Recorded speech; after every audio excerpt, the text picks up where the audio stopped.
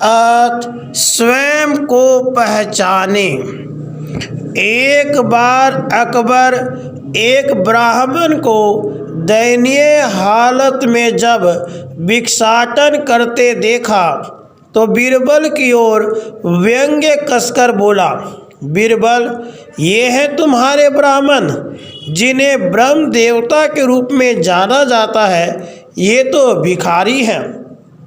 बीरबल ने उस समय तो कुछ नहीं कहा, लेकिन जब अकबर महल में चला गया तो बीरबल वापस आए और ब्राह्मण से पूछा कि वह भिक्षाटन क्यों करता है।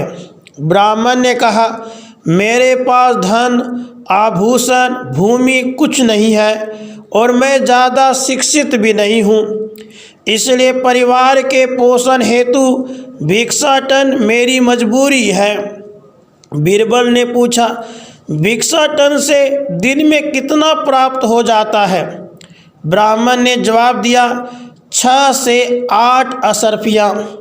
बीरबल ने कहा, आपको यदि कुछ काम मिले तो क्या आप भिक्षा मांगना छोड़ देंगे? ब्राह्मण ने पूछा, मुझे क्या करना होगा? बीरबल ने कहा, आपको ब्रह्म मुहूर्त में स्नान कर स्वच्छ वस्त्र धारण करके प्रतिदिन 101 माला गायत्री मंत्र का जाप करना होगा और इसके लिए आपको प्रतिदिन भेंट स्वरूप 10 असरफियाँ प्राप्त होंगी। बीरबल का प्रस्ताव ब्राह्मण ने स्वीकार कर लिया। अगले दिन से ब्राह्मण ने भिक्षाटन करना बंद कर दिया और बड़ी श्रद्धा से गायत्री मंत्र जाप करना प्रारंभ कर दिया और शाम को 10 असरफियाँ भेंट स्वरूप लेकर अपने घर लौट आता। ब्राह्मण की सच्ची श्रद्धा व लगन देखकर कुछ दिनों बाद बीरबल ने गायत्री मंत्र जाप की संख्या और असरफियों की संख्या दोनों ही बढ़ा दी। गायत्री मंत्र की शक्ति के प्रभाव से ब्राह्मण को भूख, प्यास व शारीरिक व्याधि की तनिक भी चिंता नहीं रही। गायत्री मंत्र जाप के कारण उसके चेहरे पर तेज झलकने लगा।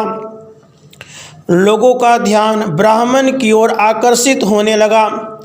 दर्शन अभिलाषी उनके दर्शन कर मिठाई, फल, पैसे, कपड़े चढ़ाने लगे।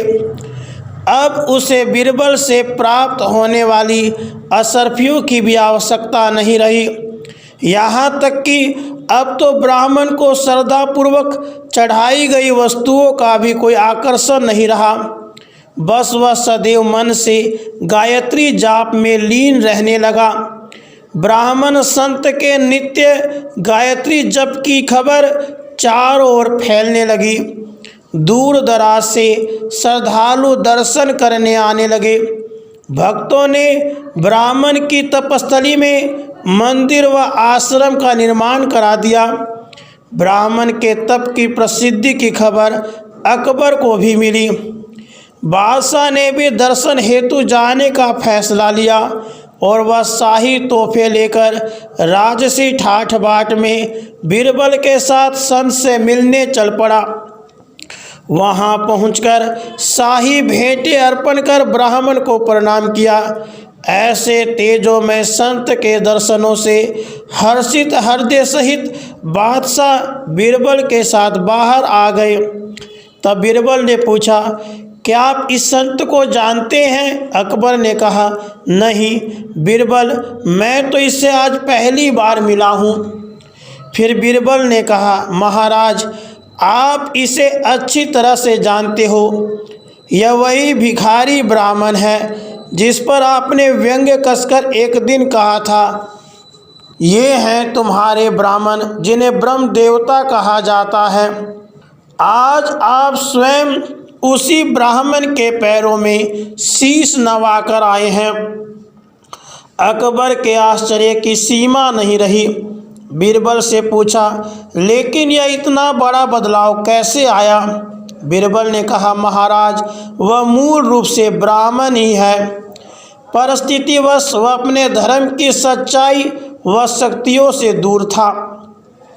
धर्म के गायत्री मंत्र ने ब्राह्मण को साक्षात ब्रह्म बना दिया और वह कैसे बादशाह को चरणों में गिरने के लिए विवश कर दिया। यही ब्राह्मण आधीन मंत्रों का प्रभाव है। यह नियम सभी ब्राह्मणों पर समान रूप से लागू होता है, क्योंकि ब्राह्मण आसन और तप से दूर रहकर जी रहे हैं, इसलिए पीड़ित है। वर्तमान में आवश्यकता है कि सभी ब्राह्मण पुनः अपने कर्म से जुड़े और अपने संस्कारों को जाने और माने। मूल ब्रह्म रूप में जो विलीन होने की क्षमता रखता है वही ब्राह्मण है। राधे कृष्ण, राधे कृष्ण।